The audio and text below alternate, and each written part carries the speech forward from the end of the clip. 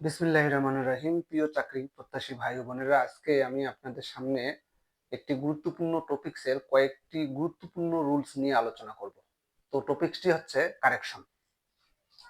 আমি প্রথম যে রুলসটি লিখেছি সেটি হচ্ছে বাক্যের মধ্যে senior, junior, superior, interior, ulterior, posterior, preferable এই শব্দগুলো থাকলে তাদের সাথে প্রিপজিশন হিসেবে সবসময় ট্রু বসে।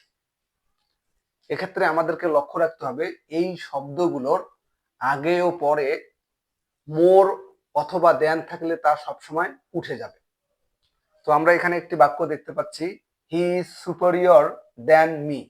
তো আমরা খেয়াল করব এখানে সুপারিয়র শব্দটির পরে দেন রয়েছে।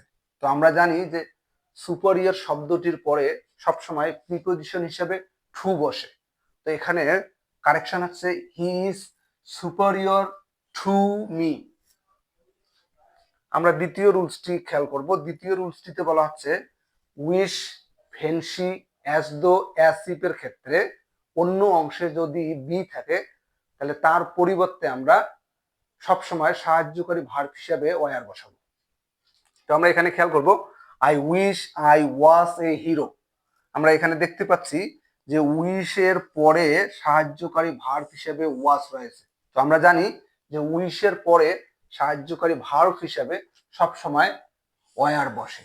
এখানকার কারেকশন হচ্ছে যে I wish I were A hero. আমরা তৃতীয় রুলসটি খেয়াল করব। তৃতীয় রুলসটিতে বলা হচ্ছে সত্য বলার ক্ষেত্রে সবসময় আর্টিকেল হিসেবে দা বসে এবং মিথ্যা বলার ক্ষেত্রে সবসময় আর্টিকেল হিসেবে আ বসে।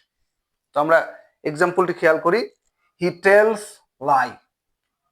এখানে আমরা দেখতে পাচ্ছি টেলস লাই, এই লাই এর পূর্বে আর্টিকেল হিসেবে আ নেই।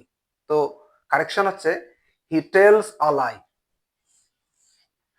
দ্বিতীয় এক্সাম্পলটি হচ্ছে অলওয়েজ স্পিক ট্রুথ। তো আমরা জানি সত্য বলার ক্ষেত্রে সবসময় আর্টিকেল হিসেবে দা বসে। তো এখানে আর্টিকেল হিসেবে দা বসানো হয়নি। তো এটার কারেকশন হচ্ছে অলওয়েজ স্পিক দ্য ট্রুথ। প্রিয় চাকরি প্রত্যাশী ভাই ও বোনেরা, আমার ভিডিওটি ভালো লাগলে অবশ্যই আমার পেজটি ফলো করবেন, লাইক, কমেন্ট, শেয়ার দিয়ে পাশে থাকবেন। সামনে আরো গুরুত্বপূর্ণ রুলস নিয়ে আলোচনা করব ইনশাল্লাহ।